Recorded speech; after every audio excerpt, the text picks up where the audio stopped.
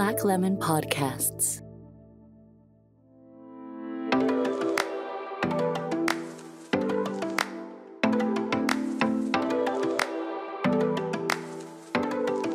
Καλώς ορίσατε στο She Speaks, ένα podcast που στοχεύει να προωθήσει γυναίκες πρότυπα από τους κλάδους STEAM με παρουσιάστριες νεαρά κορίτσια από όλη την Κύπρο. Το She Speaks είναι μια πρωτοβουλία του Girls in STEAM Academy σε παραγωγή της Black Lemon TV.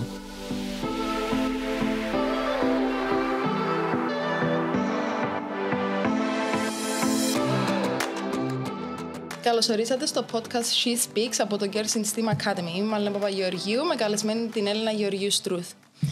Καλώς όρισες, Έλληνα μου. Πώς νιώθεις σήμερα που είσαι εδώ μαζί μας? Καλώς σε βρήκα. Σε ευχαριστώ για την πρόσκληση. Πάρα πολύ καλά. Μια χαρά. Για να σε γνωρίσουν οι ακροατές και ακροατρίες μας λίγο καλύτερα, πες μας με τι ασχολείσαι, με τι εργάζεσαι. Λοιπόν, όπως είπες, εγώ είμαι η Έλενα, είμαι η CTO μιας εταιρείας που ονομάζεται Cocoon Creations και αυτό που κάνει η εταιρεία, κάνουμε custom software development. Αυτό σημαίνει ότι ουσιαστικά όποιος χρειάζεται κάποιο λογισμικό να φτιάξει, μπορεί να έρθει κοντά μας και εμείς μπορούμε να το φτιάξουμε. Έχουμε πάρα πολλά mobile applications, αλλά και διάφορα άλλα πράγματα.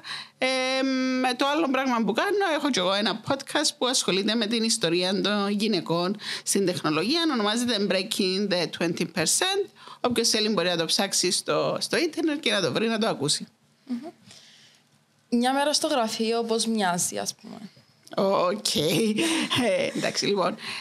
Επειδή είμαι υπεύθυνη για αυτό το τμήμα της τεχνολογίας, αυτό σημαίνει ότι πρέπει να ξεκινήσει η μέρα. Το πρωί ξεκινούμε όλοι με ένα meeting, μιλάμε, βλέπουμε τα project μας, που βρίσκεται το κάθε project, αν έχει κάποιο πρόβλημα που πρέπει να λύσουμε.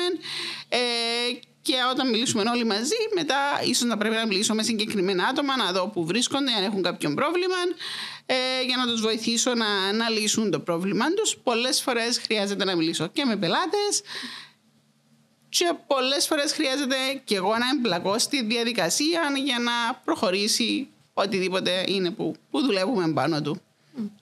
Ποια καθήκοντα έχεις ακριβώς στην εταιρεία σου? Είμαι υπεύθυνη της τεχνολογίας του. Σημαίνει ότι για κάθε project, το τι θα μπει σε σχέση με τεχνολογία, ποιες τεχνολογίες θα επιλέξουμε, πώς θα ενωθούν κτλ., είναι δική μου ευθύνη. Από εκεί και πέρα υπάρχουν οι ομάδες κάτω από τις οποίες δουλεύει το κάθε project, οπότε εγώ θα το παραδώσω και κάποιος θα το αναλάβει για να το διεκπεραιώσει το project. Mm-hmm. Υπήρξε κάποια καθοριστική στιγμή που σε έκανε να ακολουθήσεις το συγκεκριμένο επάγγελμα? Παραδείγματος χάρη, έχεις κάποιο γυναικείο πρότυπο ή πέρασες κάποια εμπειρία που σε έκανε να ακολουθήσεις το μονοπάτι? Μπορώ να πω ότι υπήρχε κάποιον πρότυπο. Ήμουν πάντα καλή με την τεχνολογία, με τους υπολογιστές. Εντάξει, προφανώς είμαι πιο μεγάλη σου, που σημαίνει ότι όταν ξεκίνησα εγώ να ασχολούμαι, ακόμα καλά δεν είχαμε ίντερνετ στην Κύπρο. Παρ' όλα αυτά ήταν κάτι που μου άρεσε και που μου άρεσε να ασχολούμαι με την τεχνολογία. Όταν ήμουν μαθήτρια ακόμα ήμουν πάρα πολύ καλή σε τούτο το πράγμα. Οπότε ήταν κάτι που ένιωσα ότι δεν μπορούσα να το κάνω. Επέλεξα να το σπουδάσω. Το σπούδασα εδώ στην Κύπρο, μετά στο Μάντσεστερ και προχώρησα σε τούτο δεν μπορώ να πω ότι με επηρέασε κάποιον πρότυπο, γιατί δυστυχώς δεν υπάρχουν και πολλά πρότυπα γυναίκες σε αυτόν τον τομέα. Παρόλο που υπάρχουν και τα λέμε στο podcast, δεν είναι ιδιαίτερα γνωστά, ή τουλάχιστον τότε δεν ήταν ιδιαίτερα γνωστά. Ναι.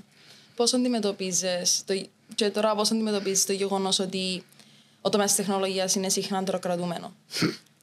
Ναι, εντάξει, εξαρτάται πώς θα το δει κάποιος. Δηλαδή, για παράδειγμα, στη δουλειά μου δεν θα είναι πρόβλημα στην καθημερινότητα μου, γιατί οι συναδέλφοι μου με ξέρουν, οι πελάτες μου με ξέρουν. Είμαστε μια εταιρεία που έχουμε, παρόλο που λίγο το ποσοστό των γυναικών, στην εταιρεία έχουμε αρκετές γυναίκες. Το 50% των υπαλλήλων της εταιρείας είναι γυναίκες, που σημαίνει ότι οποιασδήποτε προκαταλήψεις υπάρχουν σε σχέση με τον τομέα και το ότι μπορεί οι γυναίκες νομίζουν ότι δεν μπορούμε να κάνουμε το πράγμα, είναι εμφανές στην καθημερινότητα. Παρ' όλα αυτά, πολλές φορές να βρεθεί κάποιος πώς σε ξέρει, που καταλάβει, που να κάνει το σχόλιο, ξέρεις, το σχόλιο τι κάνουν οι γυναίκες, σας περνάει, το σεξιστικό. Ναι. Σε τούτη την περίπτωση πρέπει να αποφασίσεις τι θες να κάνεις. Κάποιες φορές θέλεις να απαντήσεις, κάποιες φορές πρέπει να αποφασίσεις ότι ό,τι και να του πω θα καταλάβει, άρα απλά να το αγνοήσεις και να πάει παρακάτω, γιατί έτσι μπορείς να χαλάσεις την υγεία σου για τον κάθε άνθρωπο που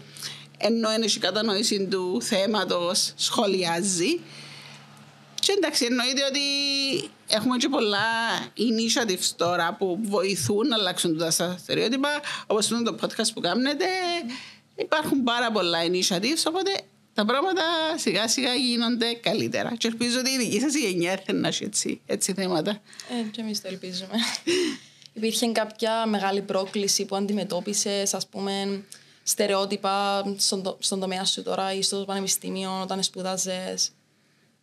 Εντάξει, σίγουρα πάντα υπάρχει προκατάληψη, ενώ ούτε πριν ούτε τώρα. Αλλά μπορώ να πω ότι είχα ιδιαίτερο θέμα εγώ προσωπικά με το κάποιος να έρθει να μου πει κάτι και να μου δημιουργήσει θέμα. Εντάξει, θέμα και χαρακτήρα. Δηλαδή, μπορεί ο δικός μου χαρακτήρας να μην το παίρνει προσωπικά, αλλά ξέρω ότι πολλοί κόσμος επηρεάζει τον και γι' αυτό και πολλές φορές οι γυναίκες φεύγουν συμποτούν το επάγγελμα. Δηλαδή, ξεκινούμε, σπουδάζουν το, ήδη σπουδάζουν το πολύ πιο λίγες γυναίκες από ότι άντρες, βγαίνουν στον επαγγελματικό τομέα και μετά στην πορεία αποχωρούν κιόλας, γιατί ακριβώς υπάρχουν στερεότυπα, υπάρχει σεξισμός, δεν έχουν τις ίδιες ευκαιρίες ακριβώς εξαιτίας των στερεότυπων. Άρα, εγώ προσωπικά δεν το ένιωσα, αλλά μπορεί να έχει σχέση με το χαρακτήρα μου, μπορεί να έχει σχέση με το τι εξήγησα τη δική μου την εταιρεία. Ναι, αλλά ναι, σίγουρα υπάρχει το πρόβλημα. Ναι. Υπάρχουν κάποιοι τρόποι, μια συμβουλή που μπορείς να πεις στα νεαρά κορίτσια που μας βλέπουν τώρα για το πώς να το αντιμετωπίσουν, να θέλουν να ξεκινήσουν παρόμοιον τομέα καριέρα με εσάς, και τι ευχέστε να γνωρίζατε όταν πρώτο ξεκινούσατε? Ναι. Το πιο σημαντικό είναι να καταλάβουμε ότι ό,τι και να λες τα στερεότυπα είναι κάτι που γυναικείο ή αντρικό. Δηλαδή δεν είσαι κάτι που επειδή είσαι γυναίκα ή άντρας είσαι καλύτερος. Το πράγμα είναι μια ικανότητα που μπορείς να αποκτήσεις επειδή να το σπουδάσεις, επειδή να ξεκινήσεις να εξασκήσεις το επάγγελμα, όπως οποιοδήποτε πράγμα, την πρώτη φορά μόνο κάνεις, δεν το κάνεις καλά, σιγά μαθαίνεις και γίνεσαι καλύτερος. Άρα δεν πρέπει να αφήσουμε οτιδήποτε μας λέει η κοινωνία για το ότι μπορούμε ή δεν μπορούμε να κάνουμε να μας επηρεάσει. Άρα τούτο είναι το πρώτο κομμάτι, ότι επειδή μας δημιουργούν την εντύπωση ότι δεν μπορούμε να το κάνουμε, είναι αλήθεια. Και δεν είναι ότι πρέπει να ξεκινήσεις να το κάνεις που 5 χρονών, όπως λαλούν κάποιοι μύθοι, ότι ξέρω ακούμε ότι ο Μάρκ Ζάκερμπεργκ έκανε προγράμματα από τον καιρό που ήταν 10 χρονών. Μπορείς να είσαι 18 χρονών, να το σπουδάσεις και πάλι να είσαι πολύ καλός σε τούτο το πράγμα. Το άλλο κομμάτι είναι ότι πρέπει να βρούμε δομές υποστήριξης. Δηλαδή, άμα έχεις και άλλους ανθρώπους που ζουν παρόμοιες εμπειρίες με σένα, είναι πιο εύκολο να το ανταπεξέλθεις. Άρα πρέπει να μιλούμε και με άλλα άτομα από στο τομέα μας, άλλες γυναίκες, για να νιώθουμε και εμείς να ανταλλάσσουμε τις εμπειρίες μας και να νιώθουμε έτσι πιο... Ναι, την υποστήριξη. Την υποστήριξη, ναι, γενικά. Και εντάξει, ένας από τους λόγους που κάνω και ο podcast είναι ότι πρέπει να υπάρχει ορατότητα στα πρότυπα, γιατί υπάρχουν πολλά σπουδαίες γυναίκες στον τομέα.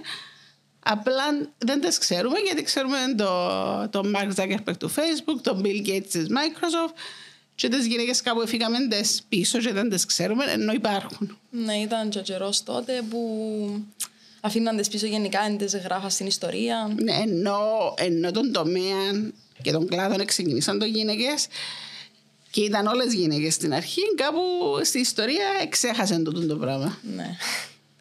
Ποιοι είναι μερικοί τρόποι με τους οποίους οι άνθρωποι στον τομέα σου αλλάζουν τον κόσμο προς το καλύτερο? Κοίτα, η τεχνολογία, οποιαδήποτε τεχνολογία, μπορεί να είναι κάτι καλό ή μπορεί να είναι κάτι κακό, ανάλογα με το πώς το χρησιμοποιούμε. Αν πιάσεις, για παράδειγμα, να πάρω, επειδή είπαμε το Mark Zuckerberg, το Facebook, το Facebook ήταν κάτι που ήρθε στη ζωή μας και μας επέτρεψε να συνδεθούμε με ανθρώπους σε όλον τον κόσμο, να κρατούμε επαφή με κόσμο που πριν δεν είχαμε τρόπο να το κάνουμε. Έδωσε μας πολλά πράγματα. Επίσης, ταυτόχρονα, Έχουμε το πρόβλημα ότι υπάρχει πολλή πληροφορία, λάθος πληροφορία στο Facebook. Ότι δημιουργούμε άγχος του κόσμου γιατί βλέπουμε τον κόσμο και νομίζουμε ότι είναι όλα καλά. Ενώ βεβαίως στο Facebook ο κόσμος κάνει post τα πράγματα που νιώθει καλά, έτσι να σου πει, ξέρω εγώ, τα προβλήματα του κτλ. Άρα, οτιδήποτε τεχνολογία μπορεί, και στην περίπτωση του κλάδου μου, μπορεί να είναι καλό ή κακό. Άρα, απλά το θέμα είναι να πιάσουμε την κάθε τεχνολογία και να τη χρησιμοποιήσουμε για το καλό. Για παράδειγμα, τώρα που έχουμε το AI, το καινούριο πράγμα, ναι, μπορεί να το χρησιμοποιήσουμε για να δούμε πολύ πρόσβαση σε πληροφορία, να κάνουμε τα πράγματα να δουλεύουν πιο εύκολα, πιο γλύωρα κτλ. Με τον ίδιο τρόπο το AI μπορεί να χρησιμοποιηθεί και για κακούς σκοπούς. Εσάς, ποια είναι η προσωπική σας γνώμη για το AI και χρησιμοποιάτε το στην εταιρεία σας? Ναι, χρησιμοποιούμε το. Έχει πάρα πολλά εργαλεία που το AI είναι μόνο το ChatGPT, προφανώς, που το χρησιμοποιούμε και εκείνο. Υπάρχουν εργαλεία τα οποία μας βοηθούν, για παράδειγμα, να γράφουμε πιο εύκολα και πιο γλίγορα και πιο σωστά κώδικα. Υπάρχουν και πολλά από τα εργαλεία που χρησιμοποιάτε ακόμα και εσείς έχουν πίσω AI, απλά δεν το κατανοείτε. Παραδείγμα, χρησιμοποιάς Gmail. Ναι. Ωραία. Την ώρα που γράφεις έναν email, να το δεις ότι διάσου κάποιες εισηγήσεις. Ναι. Τσίρο είναι το AI που πίσω που δουλεύει για να σου δώσει τούτες τις εισηγήσεις. Εντάξει, κοίτα. Είπα το και πριν λίγο, θέμα το πώς θα το αξιοποιήσουμε. Προφανώς πρέπει να βρούμε τρόπους να αποφύγουμε τα κακά και τούτο είναι ένα πράγμα που για την Ευρωπαϊκή Ένωση. Τώρα έχουμε καινούριες νομοθεσίες για να γίνει σωστή χρήση του AI. Γιατί εντάξει, και ένα από τα προβλήματα είναι ότι αν δεν ελέγξουμε το πώς αναπτύσσεται, μπορούμε, για παράδειγμα, ένα από τα προβλήματα που υπάρχουν ότι τα αποτελέσματα που σου δίνει το AI έχουν σχέση με το τι δεδομένα του διούμε για να το εκπαιδεύσουμε. Που σημαίνει ότι αν τα δεδομένα που του διούμε έχουν μέσα σεξιστικά πράγματα, αν έχουν προκαταλήψεις κτλ., το AI να μας απαντά με τα ίδια σεξιστικά πράγματα με τις προκαταλήψεις. Άρα πρέπει να βάλουμε τις δομές ώστε να μπορέσουμε να το έχουμε και να το έχουμε σωστά. Okay. Αλλά προφανώς, εγώ πιστεύω, γενικά είμαι οπαδός της τεχνολογίας, αλλά πιστεύω ότι οτιδήποτε τεχνολογία μπορούμε να χρησιμοποιήσουμε για καλό. Που αναφέρατε για νομοθεσίες, σαν τι νομοθεσίες υπάρχουν σχετικά με το topic που μιλούμε? Εντάξει, είμαστε στην αρχή, δηλαδή δεν ξέρω ότι έχουμε ακόμα νομοθεσίες, αλλά για παράδειγμα η Ευρωπαϊκή Ένωση δουλεύει σε νομοθεσίες για τον έλεγχο του AI. Έχουμε πράγματα όπως θέματα που έχουν σχέση με copyright, δηλαδή ότι τα δεδομένα που χρησιμοποιούμε για να εκπαιδεύσουμε το AI και σε κάποιον ανοίγουν τα δικαιώματά του. Έχουμε θέματα όπως πρέπει να μπορούμε να καταλάβουμε πώς το AI παίρνει κάποιες αποφάσεις και μας δίνει κάποιες εισηγήσεις. Έχουμε θέματα όπως το ότι μπορεί να χρησιμοποιηθεί για σκοπούς που δεν είναι σωστοί, άρα πρέπει να υπάρχουν μηχανισμοί ελέγχου για το τι μπορεί να κάνει και ποιος μπορεί να έχει πρόσβαση σε τούτα τα εργαλεία. Ταυτόχρονα και στην Αμερική προσπαθούν να κάνουν κάποια πράγματα. Συνήθως στην Ευρώπη είμαστε πιο αυστηροί με τα πράγματα. Εντάξει, ακόμα είμαστε στις αρχές, ναι. Εννοώ ότι έχουμε ιδιαίτερη νομοθεσία για να το ελέγξουμε. Okay. Ποιο ρόλο θεωρείτε ότι πρέπει να διαδραματίζουν οι άντρες στην προώθηση της ισότητας των φύλων στον τομέα της τεχνολογίας? Ναι.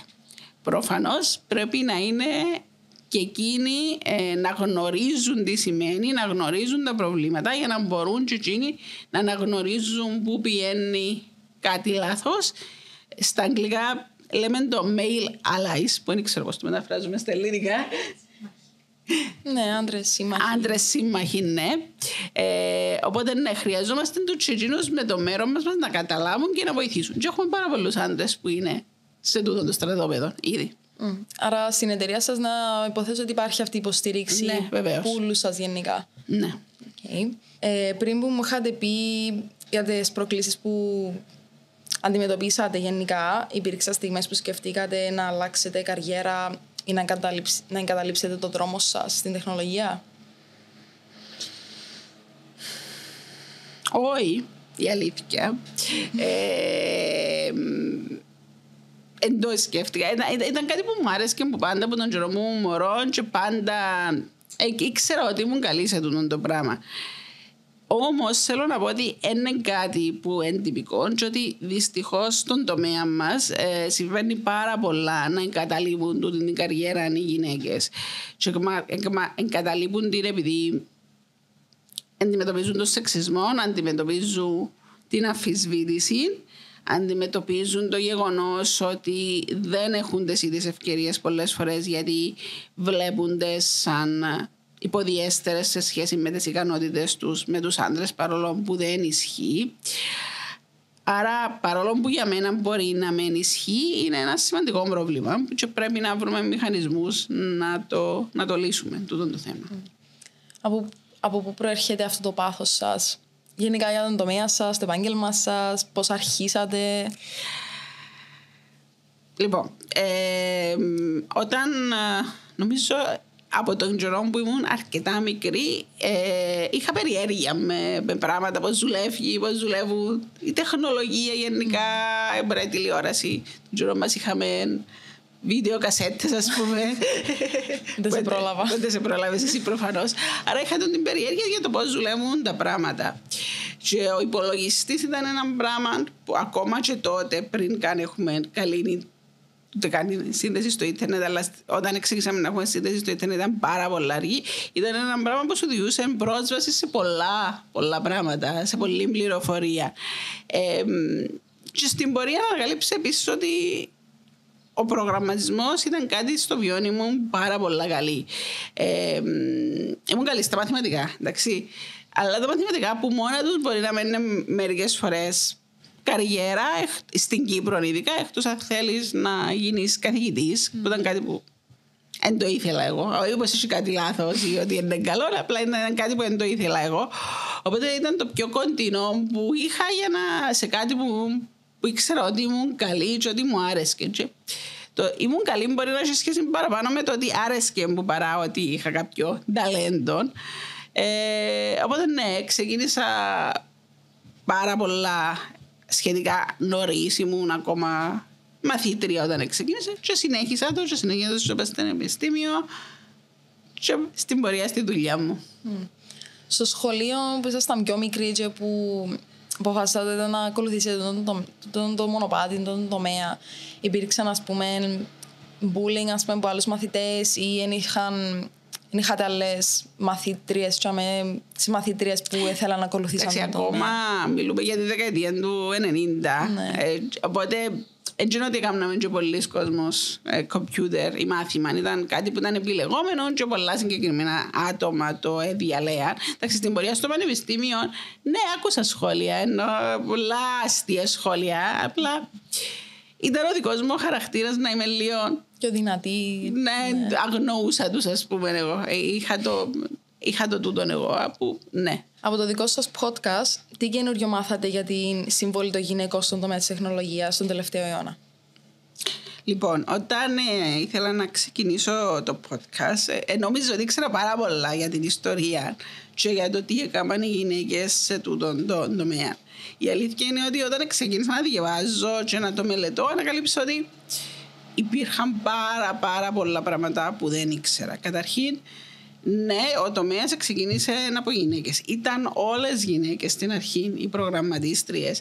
Ξεκινώντας από την Grace Hopper, τις γυναίκες που προγραμμάτισαν τον πρώτο ηλεκτρονικό υπολογιστή, τον ENIAC, η γυναίκα που ήταν υπεύθυνη για το πρόγραμμα του Απόλλω που πήραν τους πρώτους αστροναύτες στο φεγγάρι. Τούτον ήταν το ένα το κομμάτι. Υπάρχουν πάρα πολλές, δηλαδή ακόμα και εκείνες που ήξερα έμαθα ακόμα πιο πολλές. Το άλλο το κομμάτι που ήταν πάρα πολλά σοκαριστικό ήταν ο τρόπος με τον οποίο οι γυναίκες διώχτηκαν από τον κλάδο και ότι κυριολεκτικά υπήρχε αρκετή προσπάθεια για να το διώξουν. Δηλαδή διάβασα ιστορίες που μια συγκεκριμένη, η Jean Bartik ήταν μια από τις πρώτες 6 γυναίκες που ξεκινήσαν προγραμματίζαν τον ENIAC. Ήταν από τις πρώτες προγραμματίστριες στον κόσμο. Ήταν εκεί όταν ξεκινήσαν τα πάντα. Και ενώ ήταν εκεί, ενώ εφεύρεν τον τομέα, στην πορεία, στην καριέρα της, βάζαν να εκπαιδεύει άντρες, να τους μαθαίνει όσα ήξερε, και μετά οι άντρες έπαιρναν προαγωγή και ήταν τα αφεντικά της. Και όταν ρώτησε γιατί, είπαν της, γιατί είσαι γυναίκα και δεν μπορείς να είσαι αφεντικό. Άρα ζούσαμε σε τούτες τις εποχές. Είχα τεστ που ελέγχασαν για το ποιος θεωρητικά μπορούσε να κάνει τούτη τη δουλειά και ήταν φτιαγμένα για να απορρίπτουν τις γυναίκες. Άρα είναι πολλά σοκαριστικό τώρα να καλύψεις το πόσο ο τρόπος με τον οποίο διώξαν τις γυναίκες από τον τομέα, ότι δεν ήταν κάτι που έγινε και τυχαία ή ότι απλά έγινε και με το πέρασμα του χρόνου. Υπήρξε και προσπάθεια για να γίνει τούτο το πράγμα. Και εντάξει, μετά στην πορεία φτάσαμε που έναν εντελώς γυναικείο επάγγελμα σε ένα επάγγελμα που ήταν εντελώς αντοκρατούμενο, και τα τελευταία 20-25 χρόνια προσπαθούμε να επιστρέψουμε πίσω και να ξαναδιορθώσουμε την κατάσταση. Ναι, να δώσουμε τα credits που πρέπει, basically. Και να δώσουμε τα credits και επειδή είπες credit, να πούμε ότι πολλές από τούτες τις γυναίκες, ενώ έκαναν σπουδαία πράγματα, δεν υπήρχαν ποτέ μέσα στην ιστορία και ξαναναλογιστήκαν τα τελευταία 25-30 χρόνια το τι έκαναν. Αλλά εκτός που να δώσουμε το credit και να δώσουμε την ευκαιρία στις γυναίκες να ξαναμπούν στον κλάδο. Κάπου εδώ ολοκληρώνουμε το επεισόδιο μας σήμερα. Ευχαριστούμε πολύ την Έλληνα Γεωργίου Στρούθου που ήταν σήμερα εδώ μαζί μας. Σε αυτό το σημείο θα θέλαμε επίσης να ευχαριστήσουμε τους συνδιοργανωτές του podcast μας, την Black Lemon TV, για την υποστήριξη και την φιλοξενία στο χώρο τους, και τη Woman in Tech Cyprus. Μείνετε συντονισμένοι και συντονισμένες για τα επόμενα επεισόδια. Ευχαριστούμε.